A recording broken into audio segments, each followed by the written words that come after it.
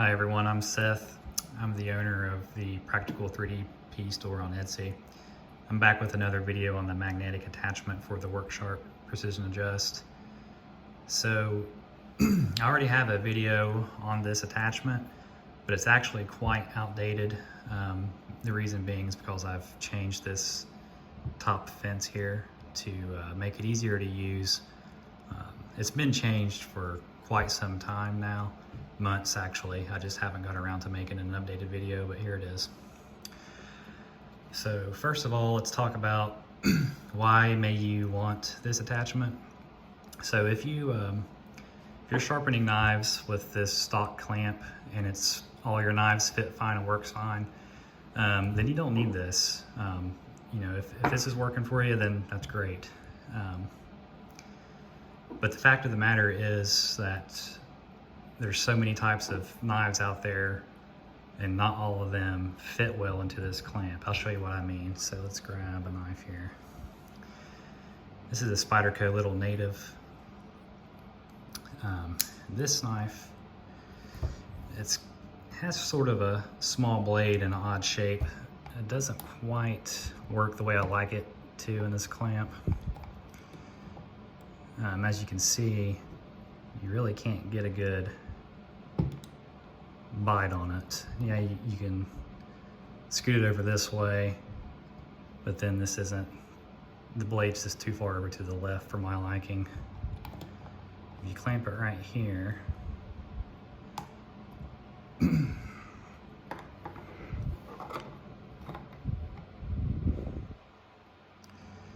it just, the arm's not moving because it's braced, but as you can see, like, the knife itself still moves. It just doesn't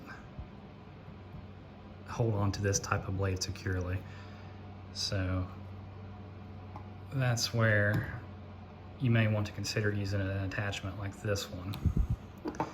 So the first thing I'm going to do is show you how to install it.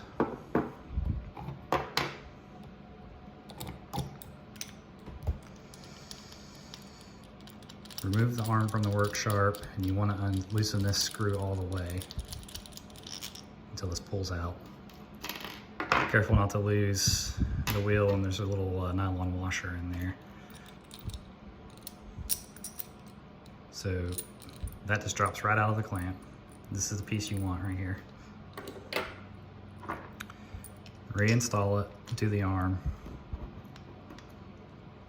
Put your washer on. Put in the tightening wheel, a little bit fiddly.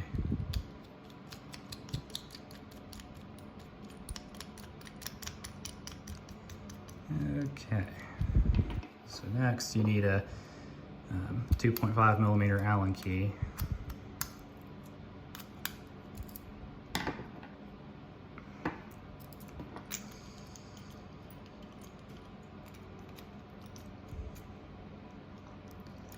Okay, so there's little holes. You can actually set different heights.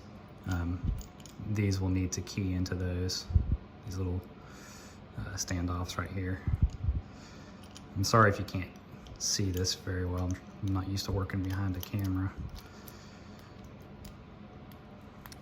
Okay,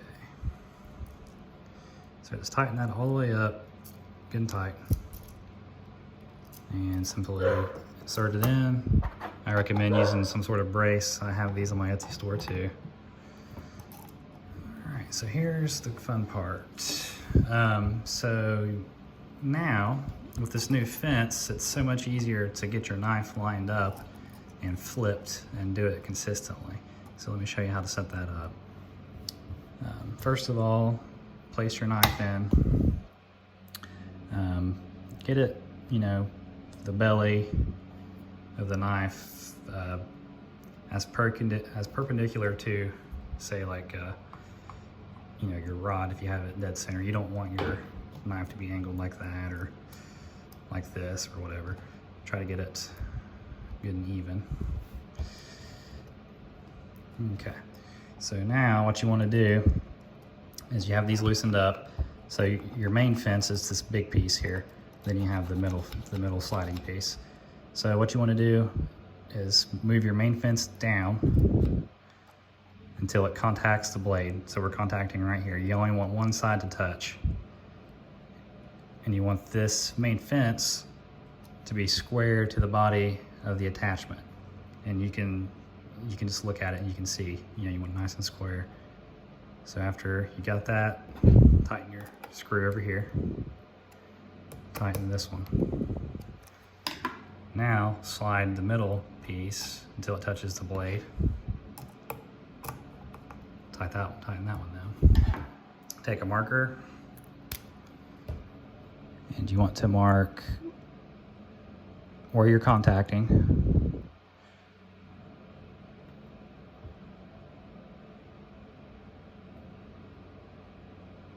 Okay, so now pull your knife off,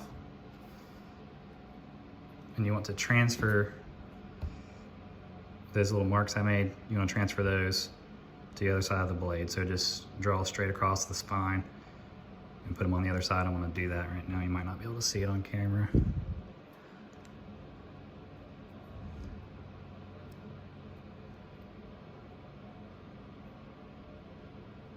All right, so now I have those marks, exact same spot on both sides of the blade. So you set it on there, line it up with your marks.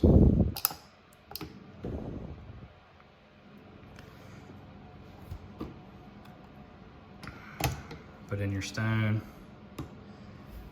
You want to use an angle finder like this one, something similar to this. I recommend setting it, you can set it right on the blade, zero it. And now, whenever you set it on your stone holder, the angle will be relative to that, to your blade. So that's how you can set your angle.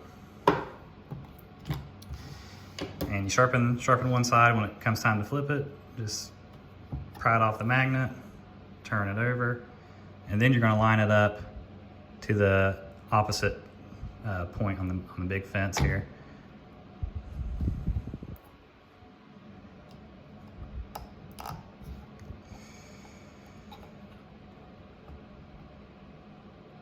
And now what that does is that perfectly mirrors, you're doing a perfect mirror of the blade, so that way you sharpen each side evenly and you can just consistently flip it back and forth, no problems. So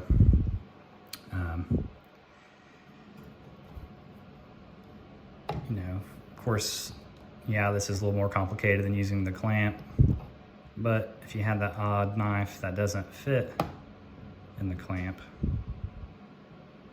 then this is going to work for you.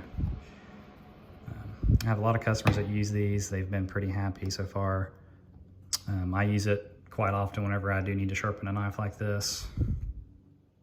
But again, it's not for everyone. If the stock clamp works for you, then it works. And this magnet's very strong, as you can see. Like it holds the knives no problem. So and after you get used to it, it becomes pretty easy. It might look a little fiddly, but I'm trying to do this behind a camera. It's really not bad at all. But it comes with this tape on it. This is called Tessa tape. You can get it on Amazon, but really you can use whatever tape you want if it wears out. The main purpose of it is if you have a coating on your knife to keep the magnet from scratching it up. Also, as you sharpen, you're going to get metal chips that will attract to this. So if it gets pretty dirty, you can just pull this tape off and replace it. But yeah, guys, that's the updated version of the magnetic attachment. And I have other items for the WorkSharp, like I have the universal stone holder here. And you can use different size stones. I make these braces. These knife displays, if you want a knife display, I have several different types, so there's probably something for everyone on my Etsy store. And I'm constantly releasing new models, new designs, things like that. So yeah, just let me know if you have any questions. If you want to contact me, I prefer you do it on Etsy. I just don't really keep up with YouTube a whole lot. So if you have any questions, just message me on Etsy. And yeah, so the old video will be, I think I'm going to leave it up. I'll just put a note in there to refer to this one. But that's that. So thank you, everyone.